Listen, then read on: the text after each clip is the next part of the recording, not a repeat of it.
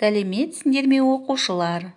Бүгінгі сабақтың тақырыбы Бурабайдағы демалыс. Бүгінгі сабақта қайда сұрағының мағынасын түсінесің, қайда сұрағына жауап беруді үйренесің. Жаңа сөздерге назар аударайық. Аудан, орталық, алыс. Оқушылар, жаңа сөздерді сөздік дәптерімізге жазып алайық. Бірінші тапсырма. 1-ден 16-ға дейінгі сандарды қағаз текшелерге жаз. Оларды аударып қой. Кезекпен қағазды ал да көршіңе санға сәйкес сұрақты қой. Сұрақ белгісі болса, ойдан сұрақ құра. Оқушылар, іске сәт.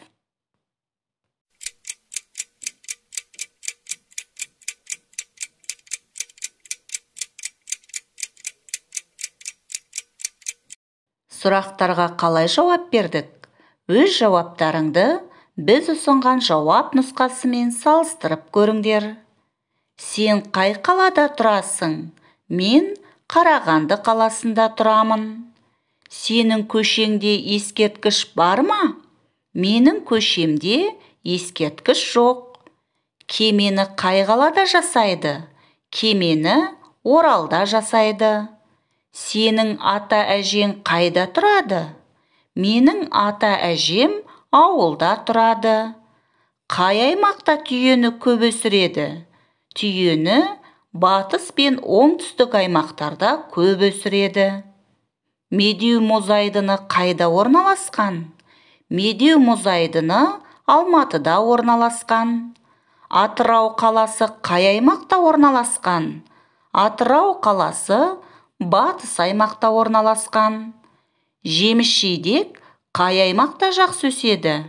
Жеміс-жидек оңтүстік аймақта жақсы өседі.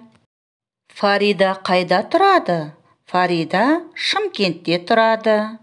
Қарағанды қаласы қай аймақта орналасқан? Қарағанды қаласы орталық аймақта орналасқан. Марал қайда тіршілік етеді? Марал шығыс аймақта тіршілік етеді. Өткен аптада киноға бардың ба? Иә, өткен аптада киноға бардым. Сенің кітаптарың қайда тұр? Менің кітаптарым сөреде тұр. Жазда қайда демалдың? Мен жазда Бурабайда демалдым. Сарыарқа қай аймақта? Сарыарқа солтүстік пен орталық аймақта. Күріш қай аймақта өседі? Күріш оңтүстік аймақта өседі. Оқушылар, сендердің де жауаптарың сәтті шықты деген ойдамын. Есте сақтайық. Оқушылар, берілген кестеге назар аударайық және есімізде сақтайық. Егер сөз соңында Б, В, Г, Д, К, Қ, П, С, Т, Ф, Х, Ц, Ч әріптері жазылса, онда сөзге та, те жалғаулары жалғанады. Егер сөз соңында А, Э, Е, Я, З, Ж, қысқа И, Л, М, Н, Ң, Р, У әріптері жазылса, онда сөзге да, де жалғаулары жалғанады. Мысалы, қайда?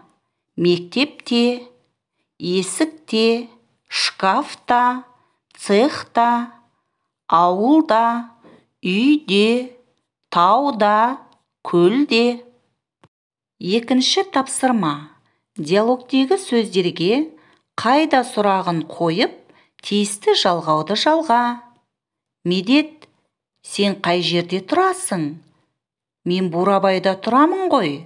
Жоқ, қай ауданда немесе қай көшеде тұрасың деймін. Кешір, менің үйім осы ауданда, Тәттімбет көшесі 4-ші үйде тұрамын. Алыс емес екен ғой. Оқушылар, сендердің де жалғаған жалғауларың осындай болды деген ойдамын. Үшінші тапсырма. Сурет бойынша рөлдік ойынға қатыс. Еркін ағайға өзіңді таныстыр. Үлгі. Еркін ағай, менің атым Фарида. Мен Шымкентте тұрамын. Оқушылар, сурет бойынша рөлдік ойынға қатысып, өзімізді таныстырайық. Іске сәт. Төртінші тапсырма. Мәтінді тыңда, жүргізіп оқы. Балалар өздерін қалай таныстырғанын айт.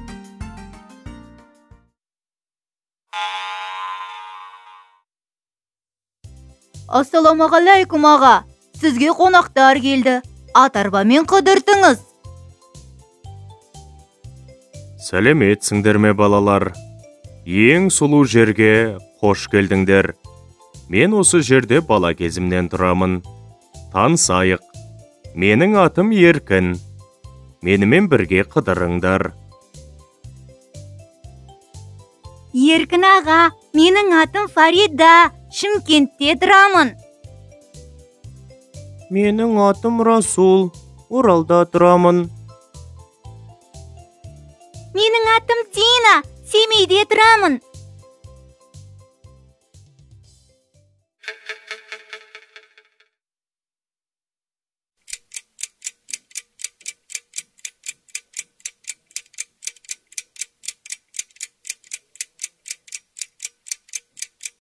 Оқушылар, балалар өздерін Еркін ағайға қалай таныстырғанын бірге тексерейік.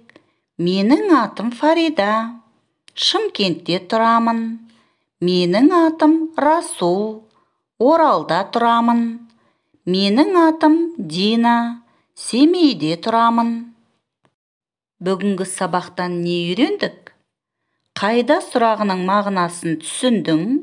Қайда сұрағына жауап беруді үйрендің? Енді бүгінгі сабағымызға жетістік баспалдағы арқылы кері байланыс жасайық. Бүгінгі сабақта барлықтарыңның білімдерің шыңдалды деген ойдамын. Үйге тапсырма. 7-ші беттегі 5-ші тапсырма. Диалогты қайталап тыңда, кестені толтыр. Оқушылар, сабақ аяқталды. Сау болыңдар.